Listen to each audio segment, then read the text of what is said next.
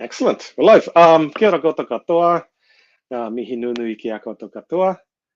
Ko waiau he tangata tiriti ahau no ini ahau e noho ana au ki Kaipātiki ki Tamaki Makaurau.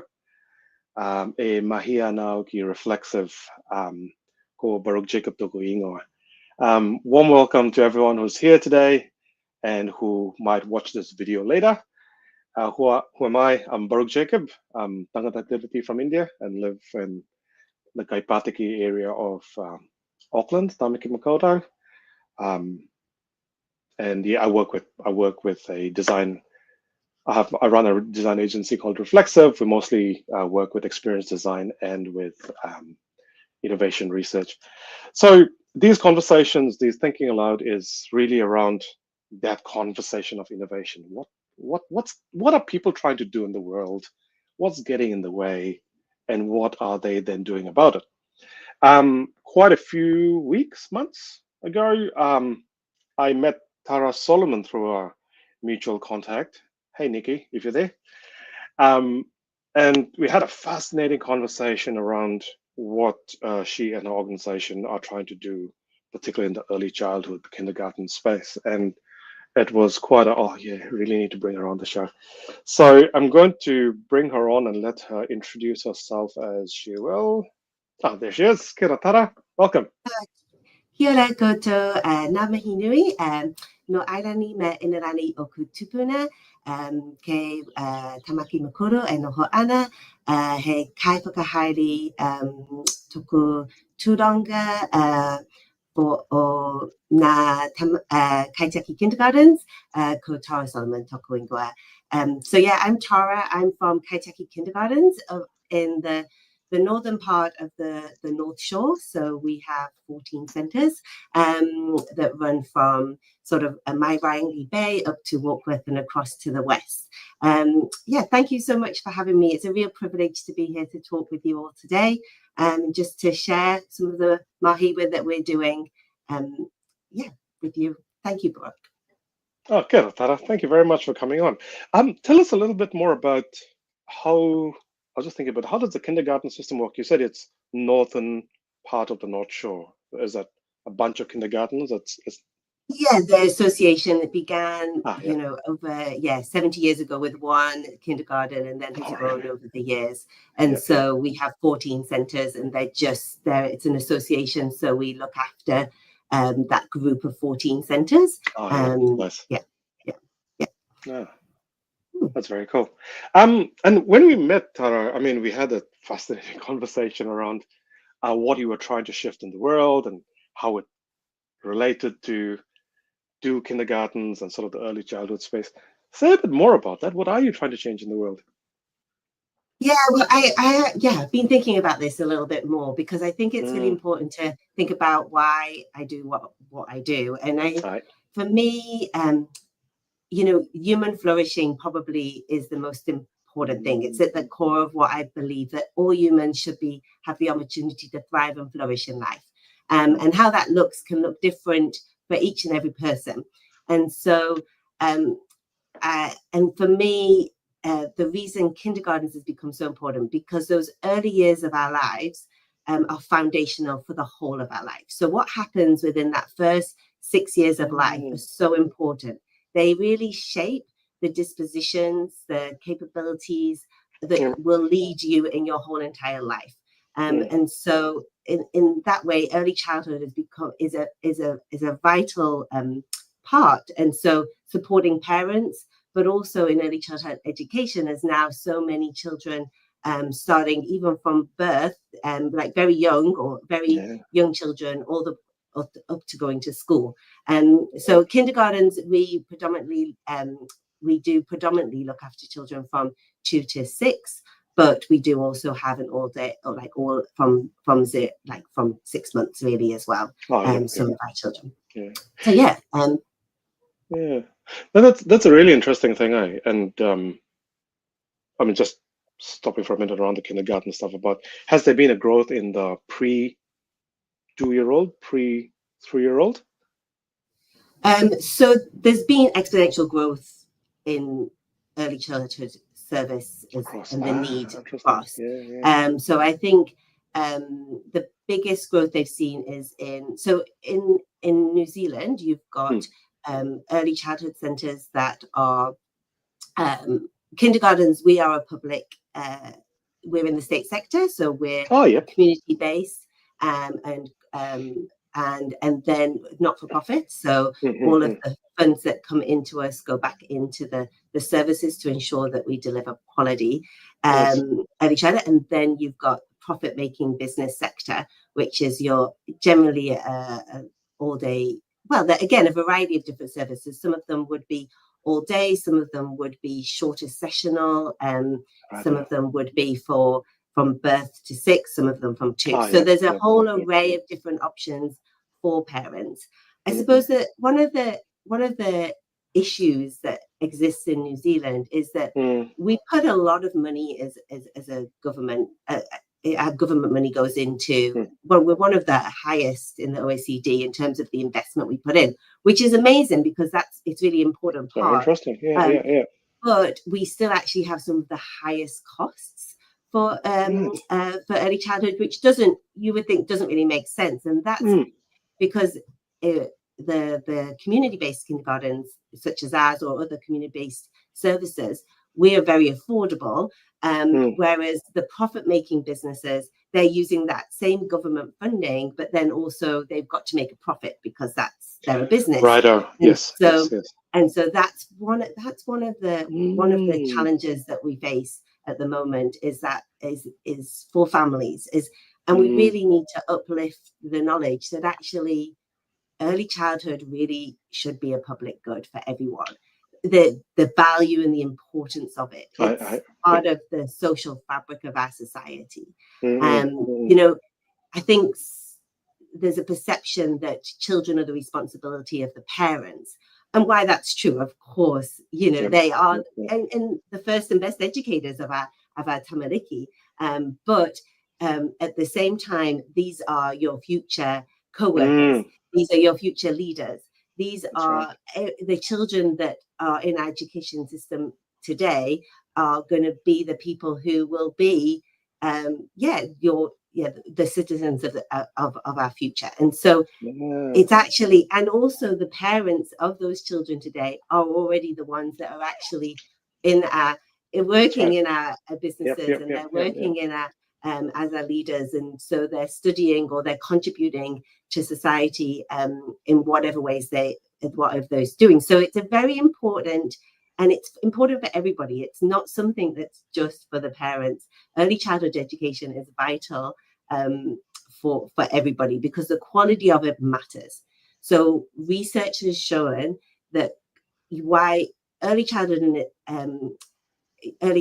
the quality of early childhood, it differs. And so the outcomes for children differ dramatically based on quality. And so that's, one of the things that we really need to look at, and for families and people to understand and society to understand, governments to understand, what does quality look like? What do we need to have? What do we need to provide to ensure that every child has a start to life that is going to enable them to be a human that flourishes and thrives into the future.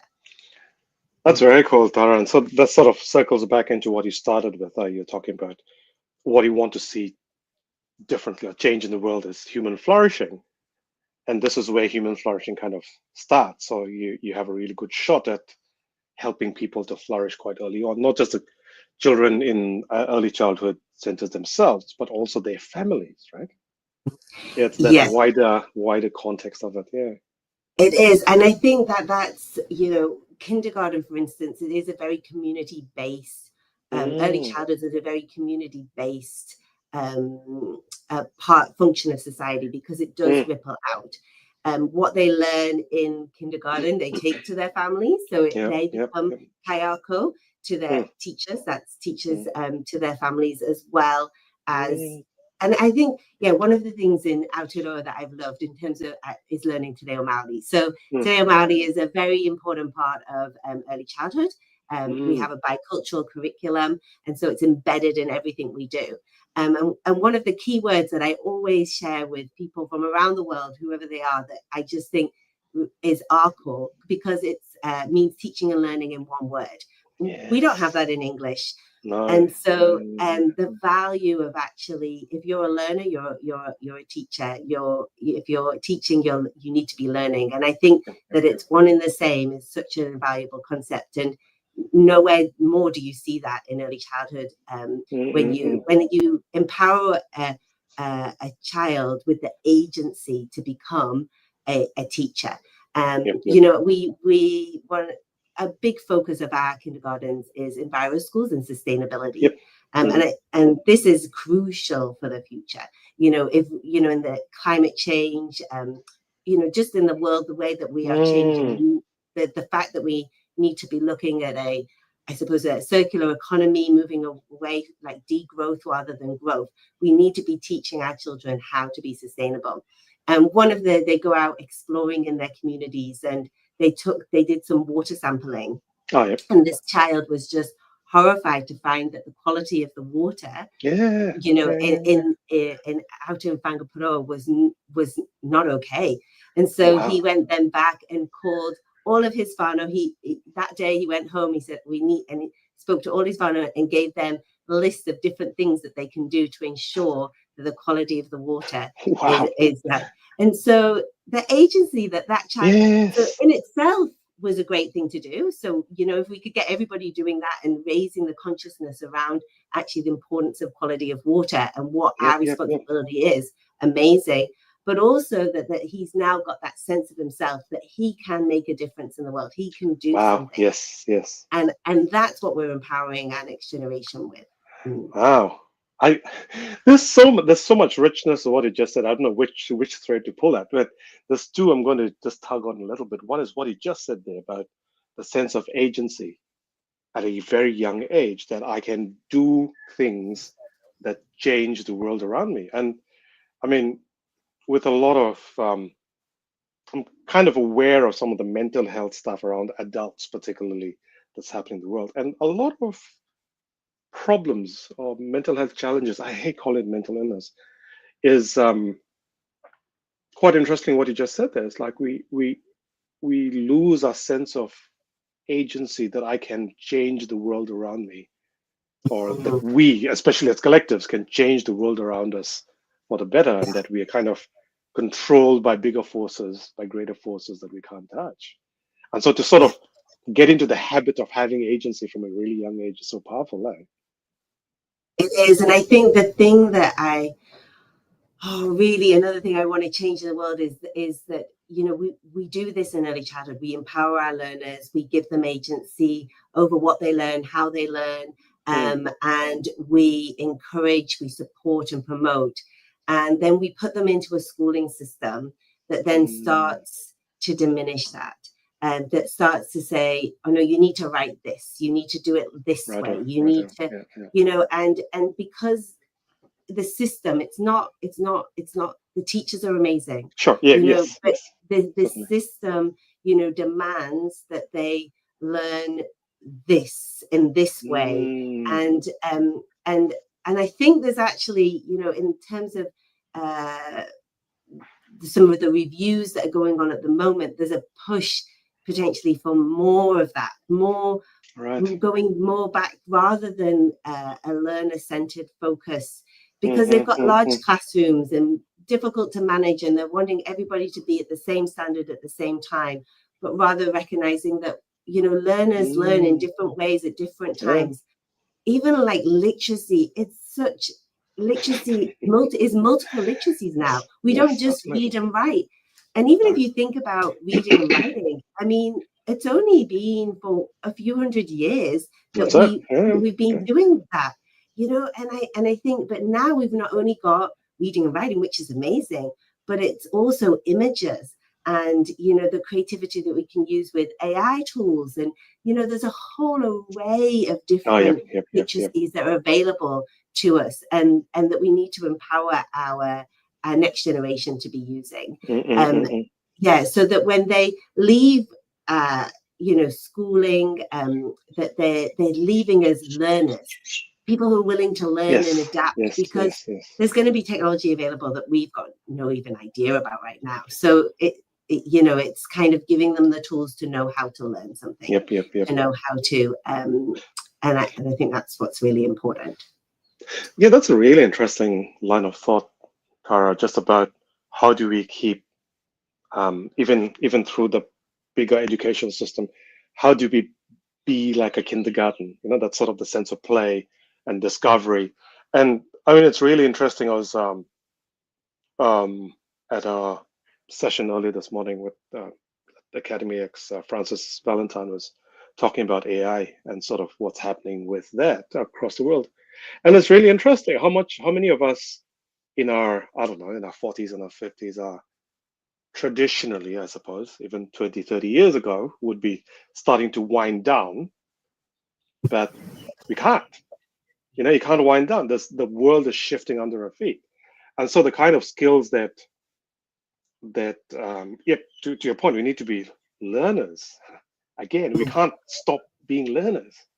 And that kind of world is where we're moving through quite rapidly. That's it. And I think if we are able to develop, so that, I suppose that brings me on to another thing that I feel passionate about is not, for me, it's developing humans, whether they're big or small. So leadership development is another huge thing that I think is incredibly important.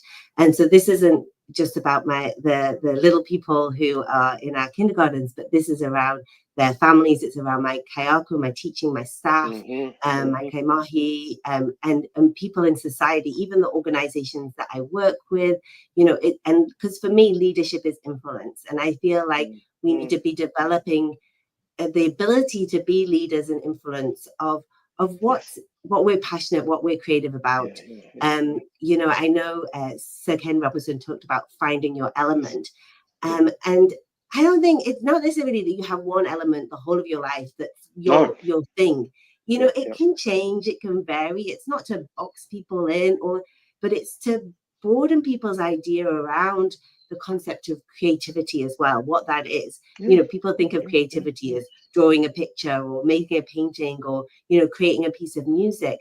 But creativity is being innovative. It is problem solving. Yes. It's looking at something and coming up with a different solution of how we can do this better in the world.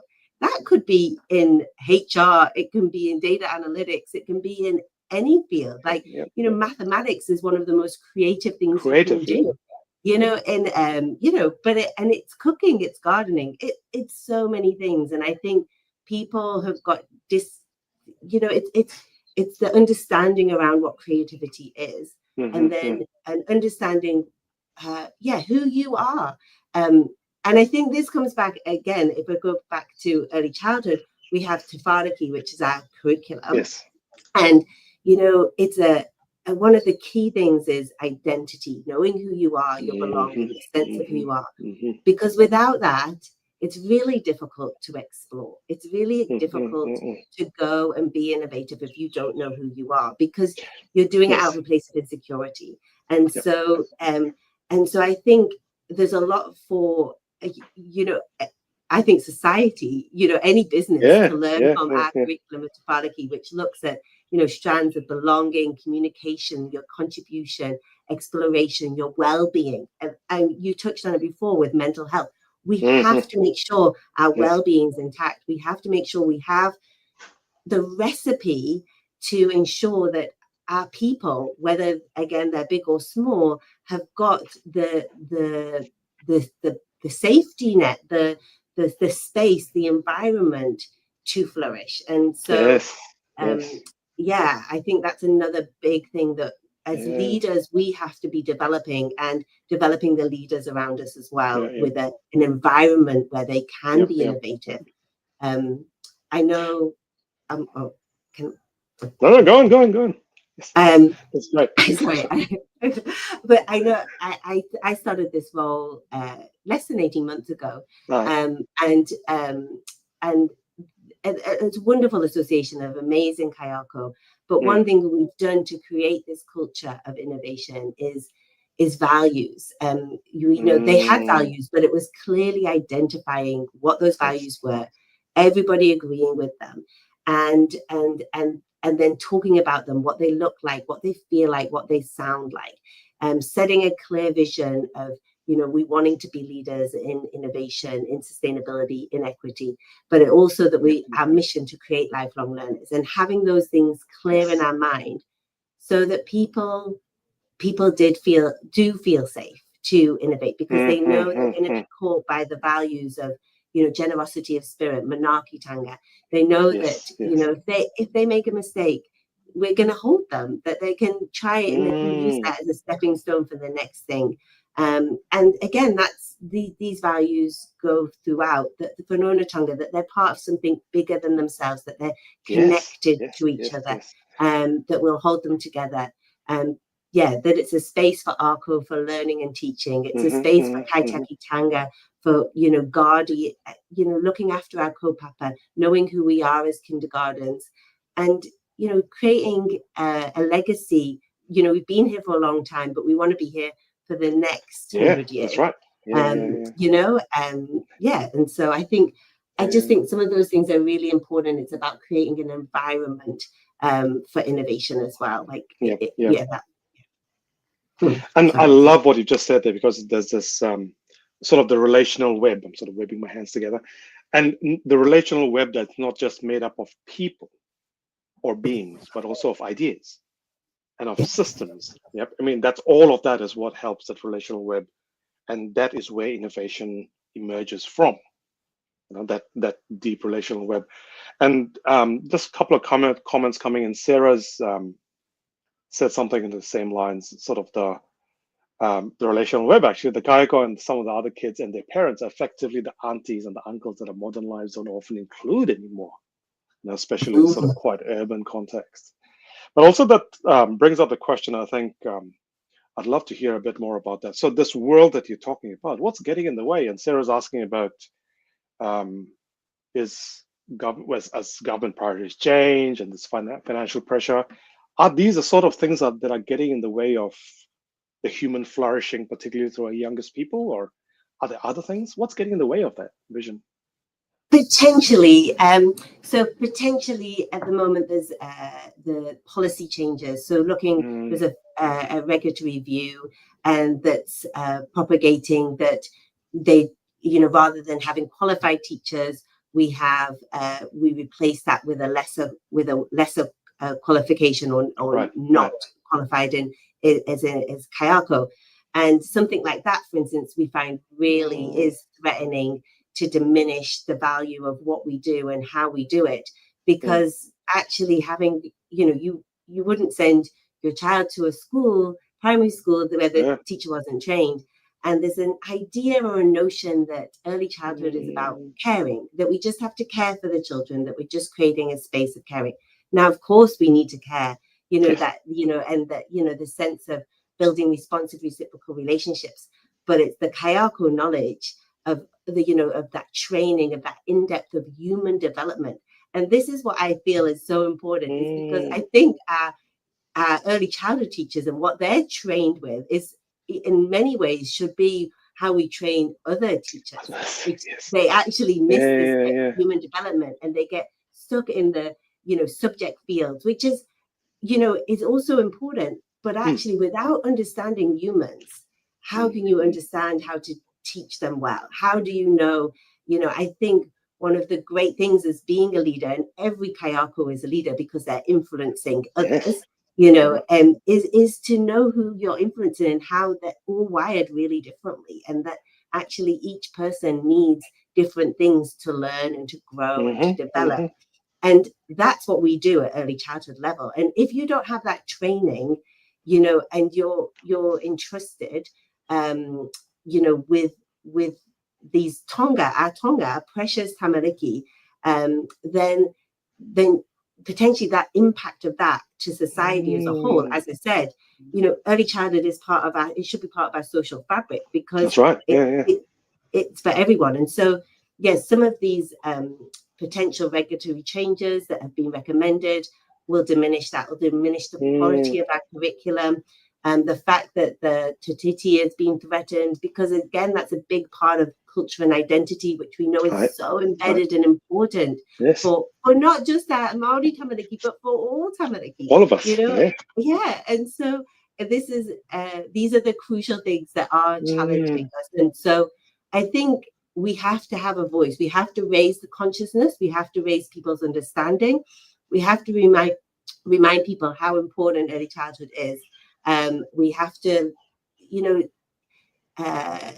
ensure that, because the ripple out, it is that ripple effect, like that web that you were talking about, all those interconnected parts. Yeah. So the, I think if you're a systems thinker, you look for, points in the system that are going to make the most dramatical difference. Yep. Like, and the impact, and and so kindergartens or early childhood community-based is one of those places, because you basically, the investment you put in there, and there's research to say this, for every dollar you're getting $8 back in your investment. So it's a site for investment. But I suppose the money that they are already investing, because it's going to profit-making services, that money that we're investing as a nation is actually being siphoned into profits. Now, for me, that's a challenge. I feel like we need to look at our funding. That's very interesting. We need to look at how we do it, because for me, if I'm investing in something as a community good, I want it to be affordable for everybody. So I know the people who need it most are getting quality. Now, that would be great if there was a kindergarten available to everybody, but there isn't, because we haven't got enough money to invest in building more and more and more kindergartens, because we're not a profit-making business, and so this is where we need to see, I suppose, more investment, partnerships, that of others investing into community-based early childhood provision. Oh, that's really interesting, Tara. So you sort of talked about sort of the structural challenges that are getting in the way of you doing it, but also there's the relational and power dynamic, and almost at the level of how we see the world, the mental model of, oh yeah, this is something we can profit from, kind of view of the world that's getting in the way, isn't there? That's and I think for me, what's probably really important is that there is provision for all. So regardless of your background, that there is provision. And I think if you're from a social economic background where both parents need to work, but there isn't a lot of extra money, we need to make sure that they have access to quality early childhood education. And so why I would hope that all the businesses out there are providing quality. Sort of the research suggests that actually, when profits have to be a driving factor, because that's your purpose as a business, and you can have multiple purposes, but or for it to be profitable and deliver quality, it's expensive. So I think there are a lot of profit-making businesses that offer quality early childhood services. I know there is, but they're not affordable.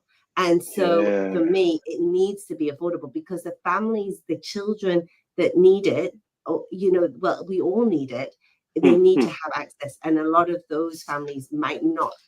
The choice will come down to the cost. The choice will come down to the location. And so we need to make sure wherever somebody is, there's a kindergarten, there's a community-based service that's available. That's the key, so that there is access for everybody. So I'm not saying you can't get away with you definitely having just one or the other necessarily. I mean, you could. In my ideal world, it would all be, kindergarten and, community-based early childhood services. But even in a world where we've got both, I think you've just got to make sure there's provision everywhere, so that everybody can. Yep. And it's really interesting, and sort of just again touching on the AI world, some of the stuff. There's something else. I think a video was that I was watching this earlier this morning, last night, and they were talking about how all of the written word that is available across cultures to humanity would take us at least 10,000 years to read, like an individual, right? But if you look at the amount of data that a child, so, and that's everything that all of our LLMs, large language models, are sort of trained on. But if you look at the amount of data that a person accesses, like they're saying, I think just visual data, a child by 4 has accessed all of that much information. This was talking bits and bytes at the level of just bytes of data. And it was fascinating. It's like, wow, just those earliest years, how much you Yes. are actually, yeah, that's that. And so they're sponges, and so it's so important that the information that they're given in those early years is varied and vast. So language is a really important one, because so often you find that people they use different words to talk to children than they would use, because they're like, oh, well, they won't understand that. Well, they don't understand anything until you tell or use it, so how important language and using as many words as possible, the more words that they hear. And so it's these kind of understandings that our kayako have, that they know the rich language, and it's not just in one language. Now, there used to be a theory that learning just one language at a time, you're going to be able to learn that. It would put you ahead. But actually what they've shown is that actually learning many languages at the same time, because in your brain, the neurons, you've got all these connectors, and if they are used, then they stay alive. If they're not used, they die. And so and so in those first 6 years, you need to use as many of them as possible, keeping them alive so that those connections stay. And so that then that gives you, which is why it's very easy for children to learn many languages. But when we get older, it's not that we can't, but we have to use our brain in a different way. And so it's actually much more difficult to get those sort of early nuances of, the accent and, various things are much more difficult to get and for our brains to learn, which I think all of us who learn anything as an adult know. It's just that little bit harder. little bit. This has been fascinating, Tara, and you've talked about sort of the vision of well-being, human well-being, and how so much of that starts at early childhood. We've talked about some of the things, sort of the systemic things that are getting in the way. How are you getting around? What's your, or have you seen other people getting around? What's that space looking like? And I'm just going to go into this comment from Lisa Winiata, who sort of says every challenge brings an opportunity. There's this shift, but there's opportunity, and that's what are you doing? Yeah, I suppose for us at the moment, the opportunity is that we, Kaitiaki Kindergartens, we're part of a collective called Kindergartens Aotearoa, which is other kindergarten associations around the country. And so we come collectively together with forums to discuss some of the challenges that we face, and looking at the solutions, and looking at potential opportunities for the future. And so we're in that space at the moment, because these shifts are happening at the moment. So I think one of the key things is collaboration. It's talking with each other. It's actually going beyond our walls as well. So looking externally, looking to the world. If you look at models in Finland and Denmark and Sweden, they have some amazing models. Estonia, even in there. And I think one interesting opportunity I think we have as a nation, we have a world-leading early childhood curriculum. Yes. We have, so that's something that Aotearoa can be so proud of. But we also, we're still quite siloed in our sectors. So there's early childhood, there's primary, there's secondary, there's tertiary. Whereas really what we need to do is come across sectors. We need to come across politics. We need to create agreement of an educational strategy, lifelong learners for everybody, that incorporates from birth for life, and recognizing that now learning, people when they're even 70 years old may be engaging in learning, they will be. And that is invaluable. because it's recognizing that every person, no matter how old they are, brings a contribution to our world, to our society, and their lens on the world is different. And so how can we harness what they're going to bring? Because for the problems of the future, the wicked problems that we have that are not solvable in a linear way at all, they require multifaceted, multidimensional people coming together, sharing ideas. You're coming up with different solutions that we haven't thought of, and really, to tackle these problems. So I think for me, there's a real opportunity for us to come together and to collaborate, and to look at how we can support our learners across the sector, but utilizing some of the rich world-leading knowledge that we have in Kaitiaki, which is our early childhood curriculum. That's really interesting. Right, so the how to innovate being we need to collaborate better, and that's a really interesting. What am I doing? Two sides of a ball, I suppose, and I find that really, really fascinating. Are there any specific things happening? I mean, you've talked about kindergartens out there all coming together. Are there specific things, for instance, from the Finns and the Swedes that you'd love to bring over? That would resolve some of this. Yeah. I think some of their modeling of how they do things. So I think that in terms of that collaboration and that interconnectedness of their education systems. I think the focus you mentioned on it earlier, play. Like I think the early childhood is we expect early childhood children to play, but actually play is part of human flourishing. Like it's part of who we are, no matter how old we are. And so I think that again, at this point in time, it's looking at ways that we can, there are initiatives happening that are pushing play into primary, for instance. But what about across our education sector? What about in our businesses? What about in who we are? Like it's part of who we are, and how do we cultivate that playful mentality that we know actually is a really rich place of learning and growth and innovation. And so it's how do we create that playful spirit, and I think so I think that there's things that we need to be looking at and looking at ways. There's something just about that, just that undirected play that happens with children. We slightly lose it as we go, but the more you're able to hold on to it, I mean, that's exactly where sort of the innovation or the new ideas comes from, that undirected play. And the research speaks to that so often. And even talking about, I mean, we were talking earlier even about boredom, the importance of boredom to creativity. You need to be bored, and we're not bored anymore. There's always something to keep us going.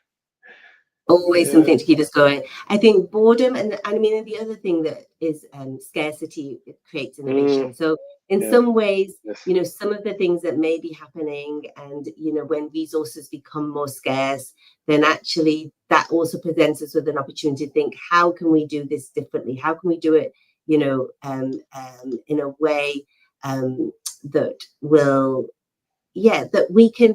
I suppose me coming back to that circular economy idea as well, that actually, sustainability is a massive thing. So we're doing a lot of work in the EnviroSchool space and ensuring innovation in that space. That's probably where we, we have looking after our projects. We have, families cascading, how to reduce waste, how to, just live in a more sustainable way. Water is a massive thing that we need, not just the quality of it, but how we use it, reserving it. People recognizing and understanding and being educated in this way. And I think that for me, early childhood, and kindergartens, because we're part of our community, we're a crucial site for doing that. And I think also for supporting diversity as well. We're also, people of every kind of person you can think of is part of kindergarten, from the age-wise, because you've got your little people, but you've got your grandparents who are coming. You've got from different nationalities and backgrounds, and they're all coming together. And this is a really unique opportunity to learn and grow from each other. And I think, how we harness that, and how I think also partnering with businesses so that I think one thing that's really important is that children have representation. You know, like I was just at a tech company, an IT business yesterday, and just recognizing there's not many women there at all. And so, but how do we get women into IT? Yeah. Well, they need to see that from a young age. So how do we partner with them to create spaces, even in our early childhood, to promote, you can do this. This is part of who you can be. You want to be a scientist. This is something you can do. You want to work in construction. I have a passionate friend she's a female in construction, and she's been doing a lot of work in early childhood centers to actually show that this is a job for you, you know, and because it's really valuable contribution to society, and that it doesn't have to be male dominated. So I think, you know, just breaking down some of those silos and teaching those skills of critical thinking, creativity, really from a very young age now need to be crucial because of that information that is available to them as well. Tara, that was awesome. Thank you so much. That's been a really inspiring and conversation. And also I think as my wife and I don't have children, and it can be so easy to sort of not see a whole massive part of the world just because we're not directly part of it. But as other people have said, I mean, Greg saying adults can fit into what kids are leading as they create a story and fantasy and adjust as they go. Sarah, I think earlier, was talking about the relational web, you know, the uncles and aunties that create around those children. And this is such a fascinating space. Thank you so much for coming on. This is I know how busy you are and how hard it must be to make time, but this has been a brilliant conversation. Thank you very much. Well, thank you, Baruch, for having me and letting me and encouraging to have this conversation to share. And I think, you know, when we spoke, that was the thing that really stood out to me, that you said that you hadn't really thought about it, that this is not a conversation you've been having because you don't have children. And it made me realize that actually that's one of the key things I think we need to be doing, is making this a conversation everybody is having so that they know. So I really thank you for this opportunity, and I'm just hopeful that, you know, that whole human flourishing and thriving is at the core of what we want to do, no matter whether you're big or small. And I think the importance of the ripple effect of what each and every one of us does, and the leadership influence that we potentially have on this world. And so just in everybody recognizing that no matter whether they're the introverted leader, I think that's another thing that we really need to touch on, is that everybody, no matter who you are, it's not about personality, it's about how you carry yourself and how you share what you have in the world. And so we want to make sure that people feel confident, to have the well-being, that they feel connected and knowing. So thank you. I really appreciate this opportunity. Thank you, Tara. And thank you all of you folks who have been on. There's been a few comments. Greg says, good fun. Thanks both. Leander says, so wonderful to be part of the discussion today. Thank you. Well, thank you, Tara. And thank you all for watching and being. And if people want to continue a bit of a conversation with you, Tara, what's the best way to do that? Is it LinkedIn, email, email? Yeah, email. Tara@kaitiakikindergartens.org.nz. Yeah. Okay, so that's Tara at kaitiakikindergartens.org.nz. Sorry. Yeah, I'm sure someone will nag me if they can't find you. Awesome. Thank you very much, Tara. I'll end the stream now, and well, have a great weekend, everybody, and we'll see you at the next one. Kia ora.